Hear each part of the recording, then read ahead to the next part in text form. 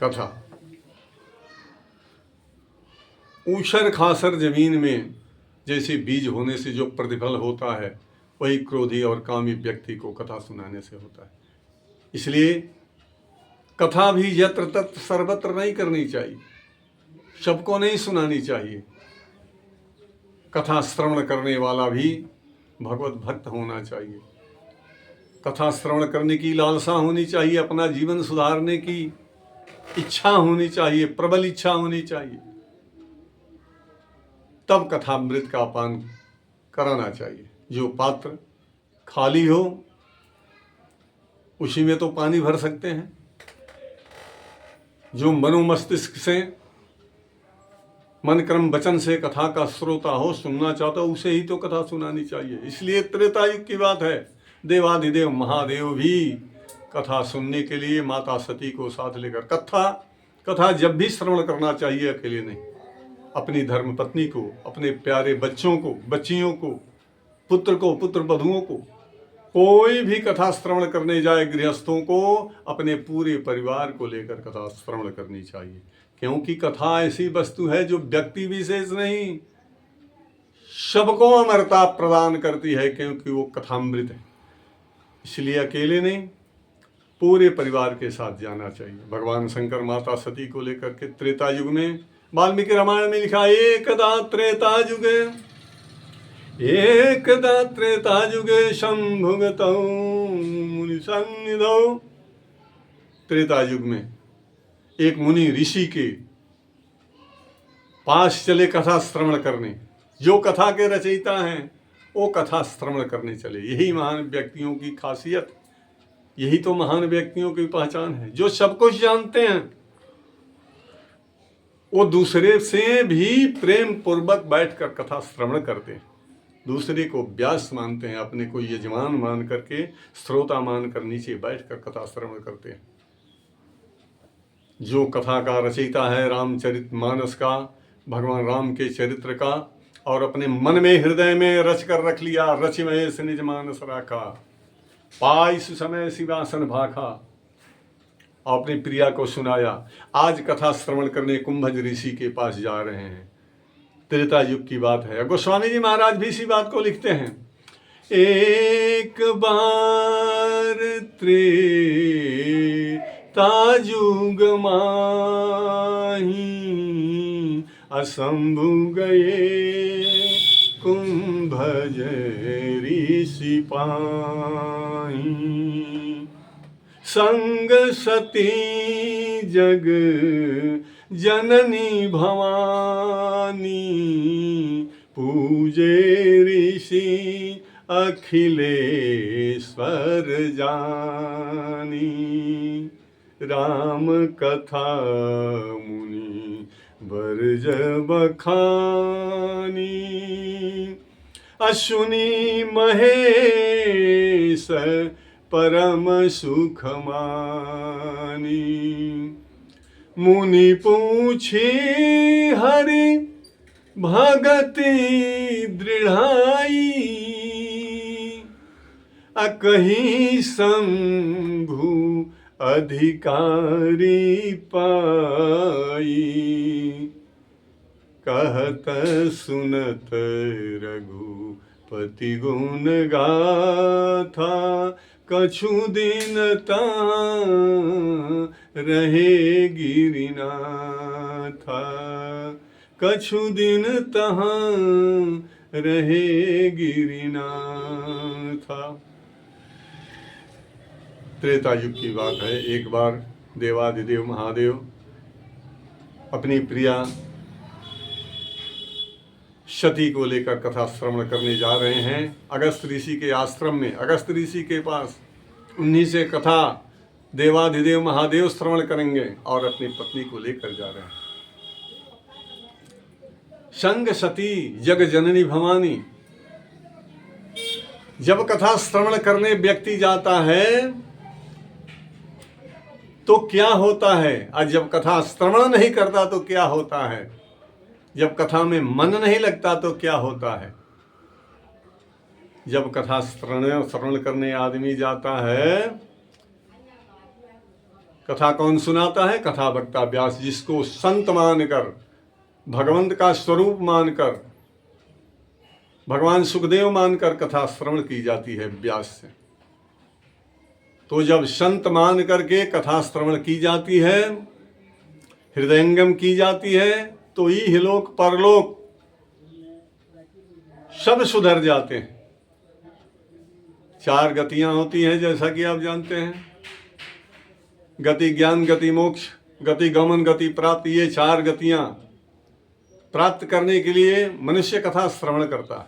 और अर्थ, धर्म, काम, मोक्ष, ये चारों पदार्थ पाने के लिए आदमी कथा सुनता है। तो संत के पास जब जाया जाता है, कथा वक्ता और श्रोता भी कैसा होना चाहिए? तभी तो भगवान राम के कथाओं का, भगवान कृष्ण के कथाओं के गूढ़ार्थ का पान कर सकेगा, समझ सकेगा। श्रोता वक्ता ज्ञान निधि, कथा राम के गूढ़। श्रोता और वक्ता दोनों ज्ञानी होना चाहिए, तभी तो कथा करने वाले कथा सुखपूर्वक कर सकेंगे। और किया हुआ कथा जो है वो सब व्यवहृत होगा और लाभ ही लाभ होगा।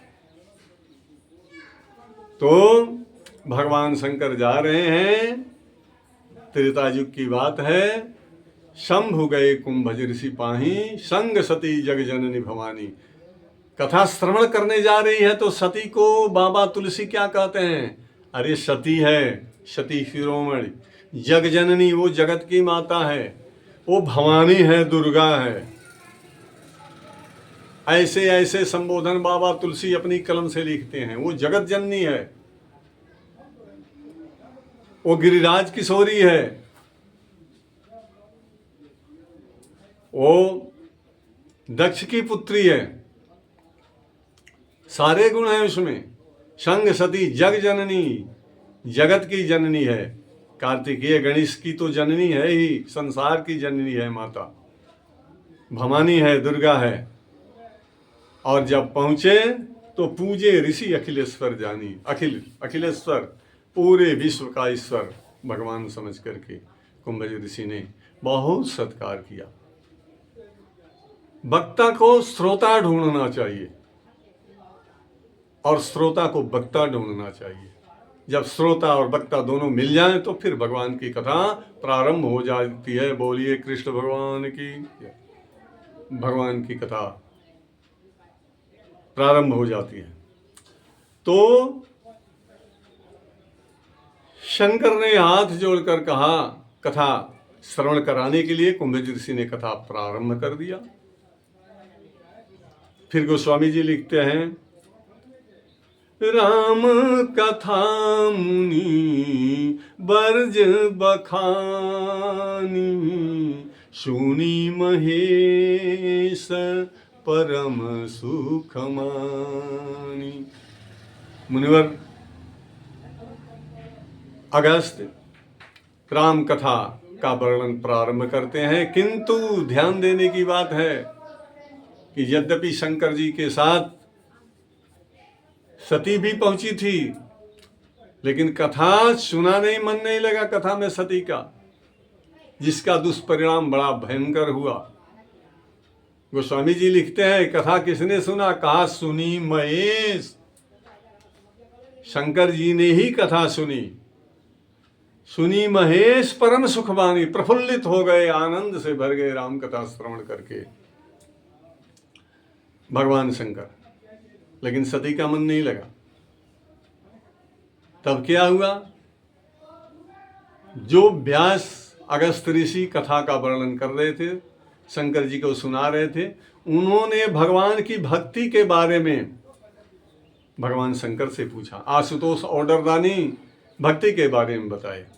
ऋषि पूछी हरि भगति सुहाई,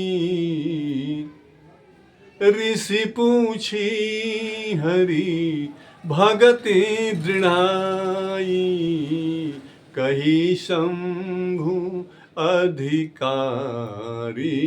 पाई। अधिकारी पाई, अधिकारी कथा श्रवण करने का और भक्ति के 4 वाक्य हृदयंगम करने वाले का स्वागत करना चाहिए। इसलिए अधिकारी पाया भगवान शंकर ने। तो भगवान की भक्ति कैसे करनी चाहिए, अगस्त ऋषि को भक्ति के बारे में सुना डाली। और इस प्रकार कुछ दिनों तक कथा अगस्त ऋषि सुनाते रहे, भगवान शंकर सुनते रहे, किंतु सती का मन नहीं लगा। तो कहत सुनत रघुपति गुण गाथा,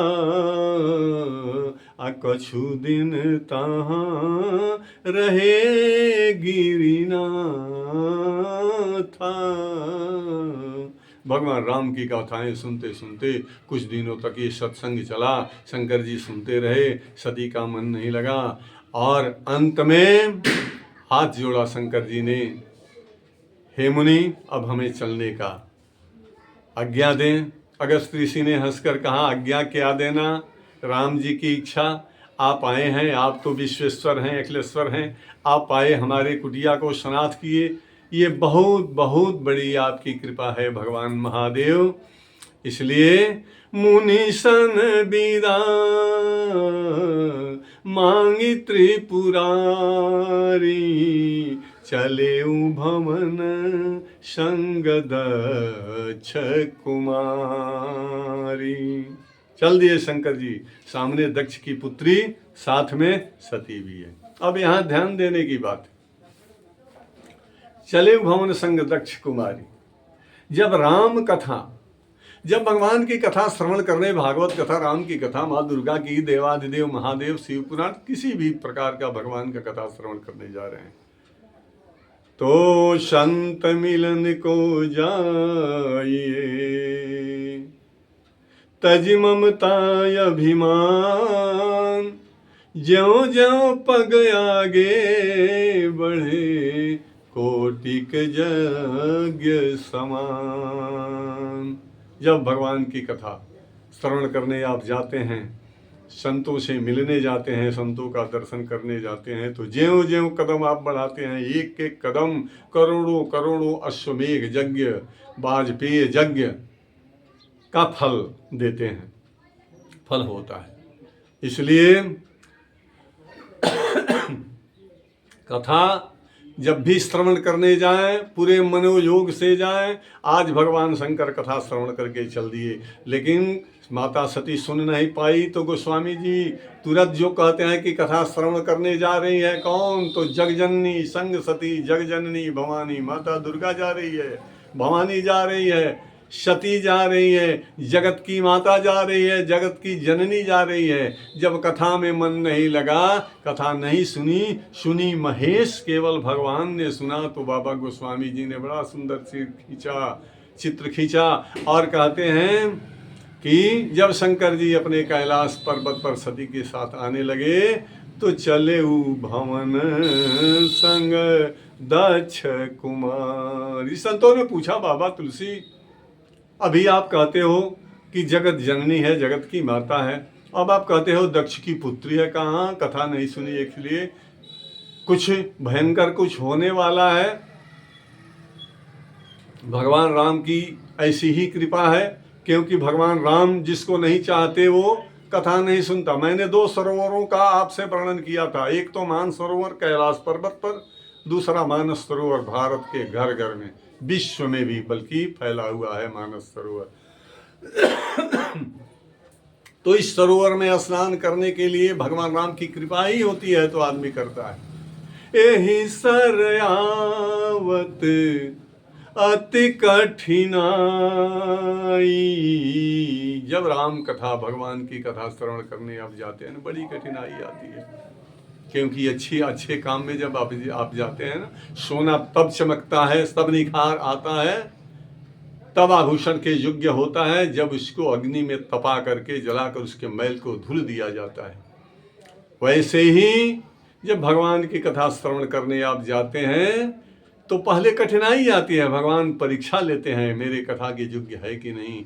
और जब भगवान ये परीक्षण कर लेते हैं कि हमारी कथा के योग्य है, तो फिर अनुमति देते हैं। तो फिर कथा छोड़ करके संसारी की मोह माया के बंधन में मन नहीं लगता जीव का। इसलिए बाबा तुलसी लिखते हैं, एहि सर आवत अति कठिनाई, आराम कृपा बिनु आई न जाई। इस सरोवर में स्नान करने के लिए, कथा रूपी सरोवर में गोता लगाने के लिए बहुत कठिनाई होती है, किंतु जब प्रभु श्री राम का कृपा होती है, भगवान की कृपा होती है, तभी आदमी आ सकता है। उनकी कृपा के बिना नहीं आ सकता। और जब भगवान की कृपा हो जाए तो संसार में क्या दुर्लभ है। अरे संसार तो नश्वर है, बैकुंठ और गोलोक धाम साकेत सब प्राप्त हो जाते हैं। बोलिए राजा रामचंद्र की जय। शेष कथा का वर्णन अगली कड़ी में। बोलिए श्री रामचंद्र की